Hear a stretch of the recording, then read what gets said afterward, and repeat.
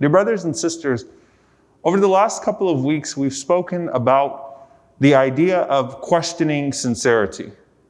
2 weeks ago, we spoke about questioning one's own sincerity.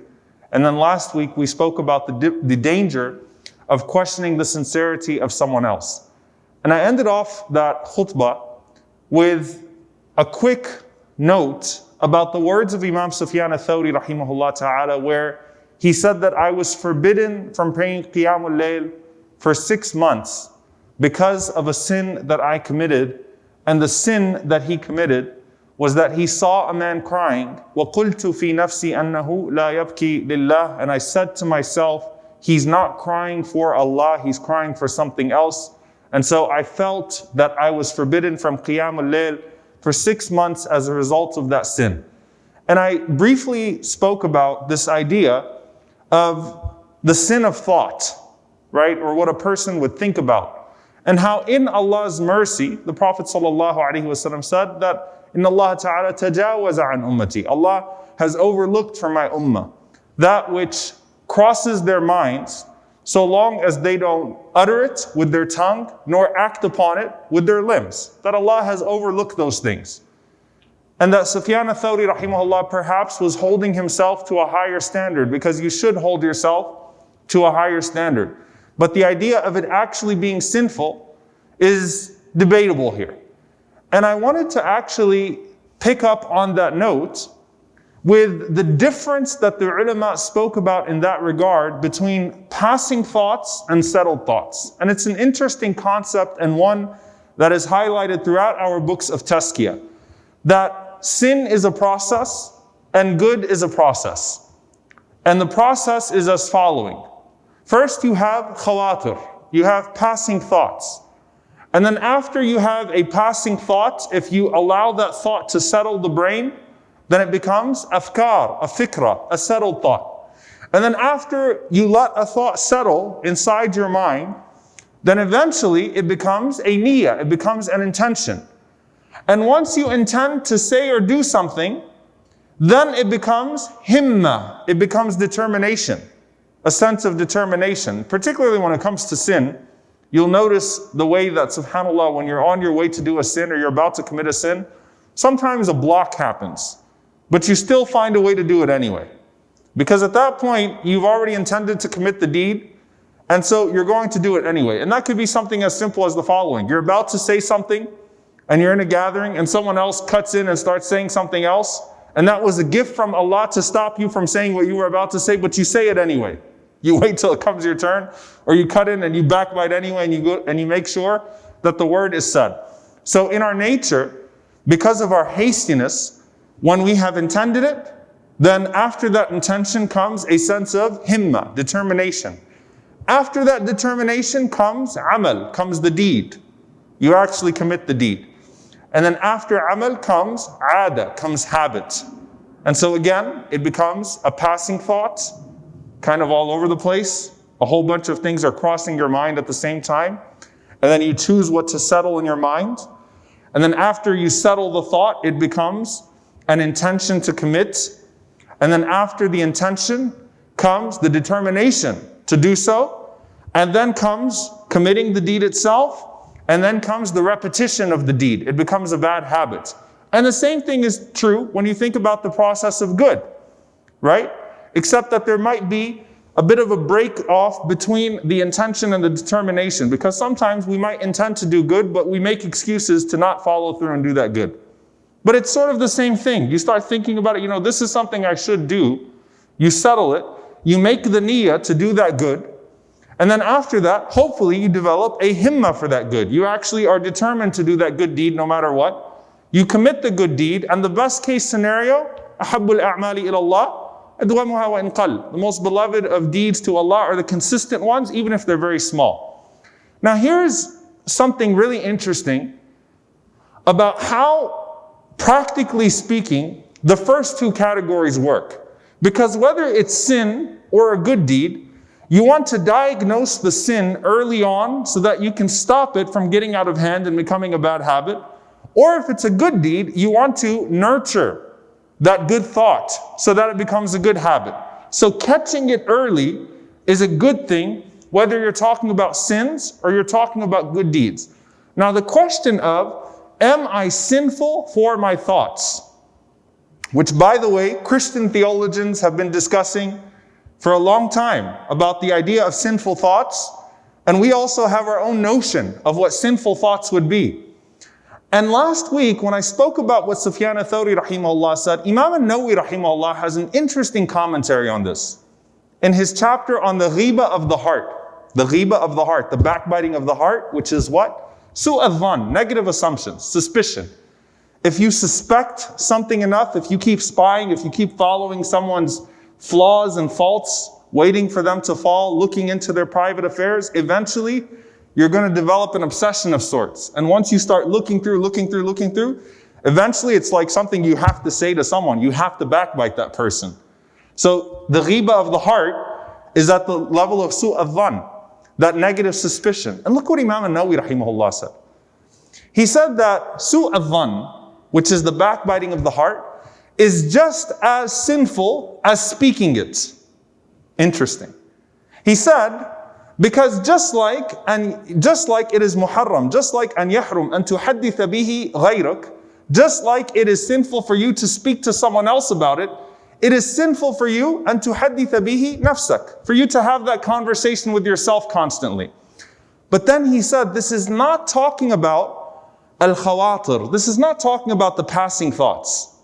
This is not talking about the things that just pass through. You see something and you go, and you just kind of move away from it. You don't want to look, you don't want to entertain it any further.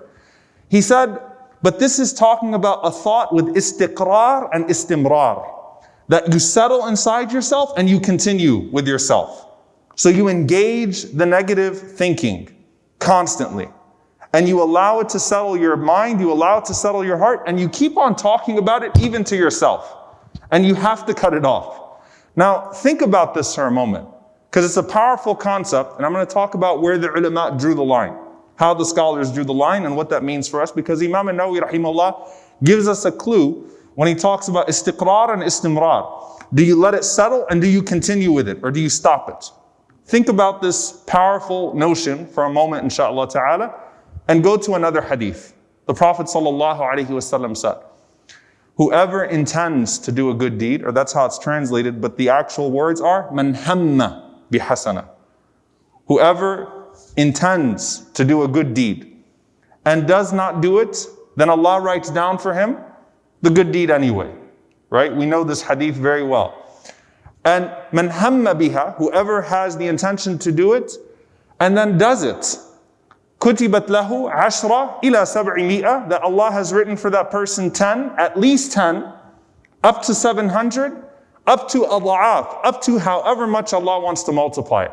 So the minimum you get for doing a good deed, for actually following through and doing a good deed, is 10 times that good deed. And that's from the mercy of Allah subhanahu wa ta'ala. And that's the minimum. If it was done with even more ihsan, then listen to the ihsan of Allah, 700 times, up to wherever you could imagine or could not comprehend. And then the Prophet ﷺ said, and whoever, man hamma bi sayyi'ah, whoever intends to commit a sin and does not follow through and commit that sin, then it's not written, right?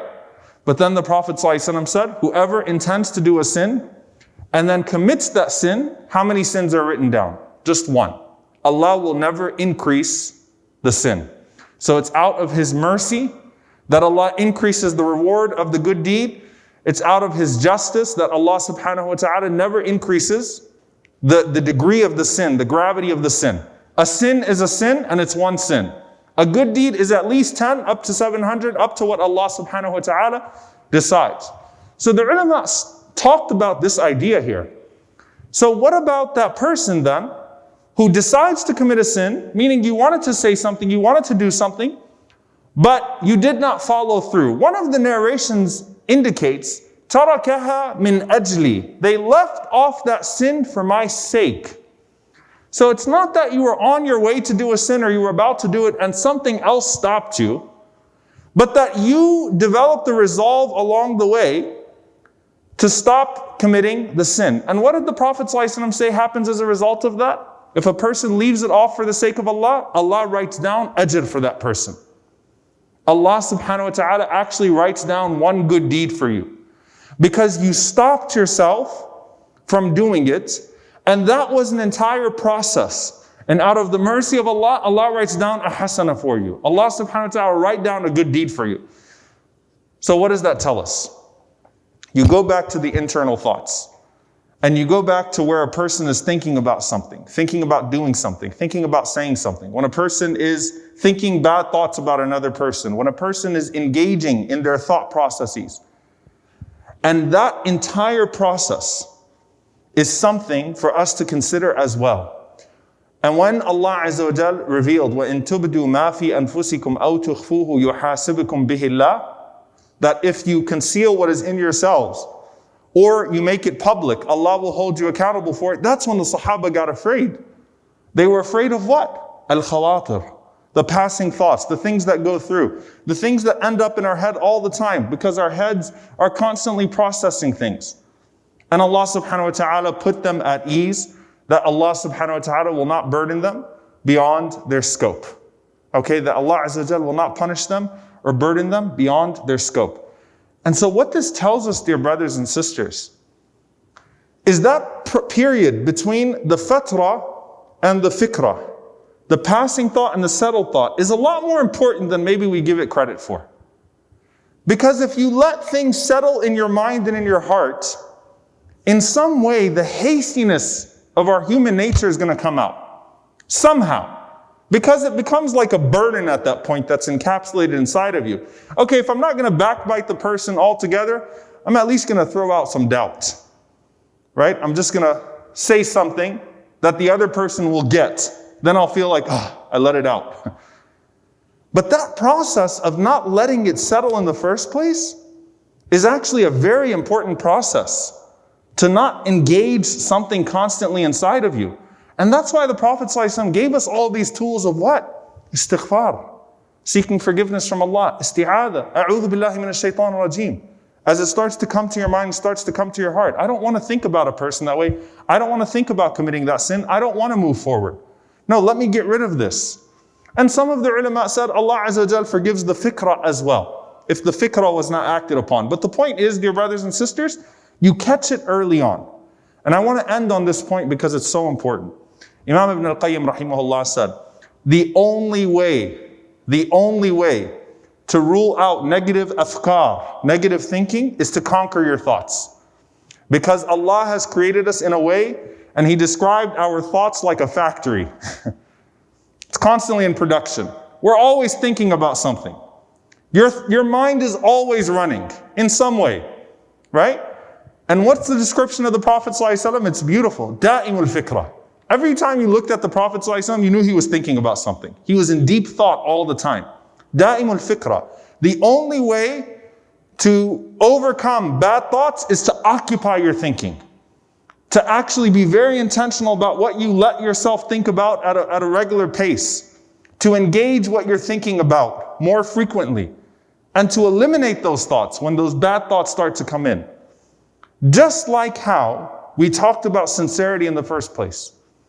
And subhanAllah, this is such beautiful reflection from our scholars. May Allah subhanahu wa ta'ala bless them and have mercy on them.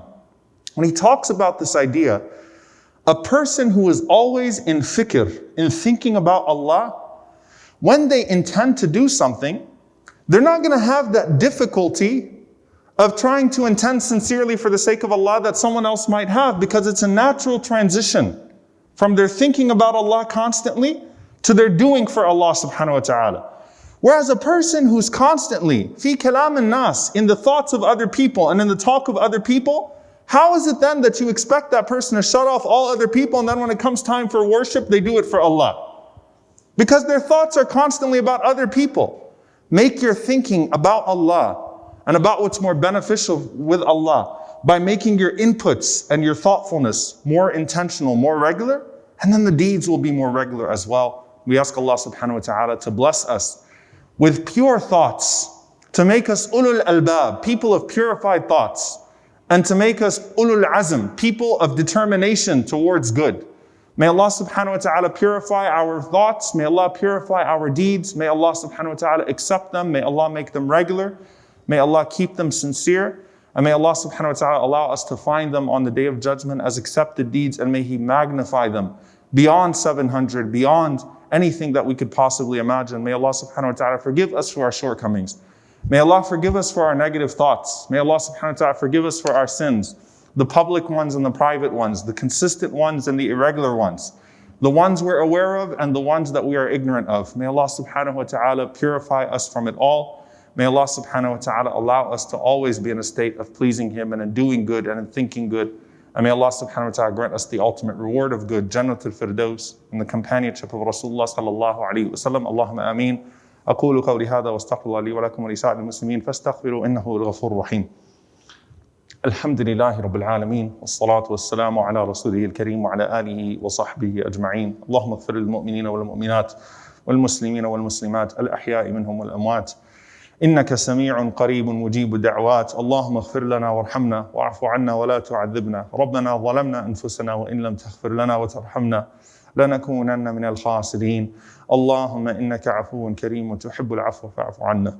اللهم إنك عفو كريم تحب العفو فاعف عنا. اللهم إنك عفو كريم تحب العفو فاعف عنا. اللهم اغفر لوالدينا رب ارحمهما كما ربونا صغارا.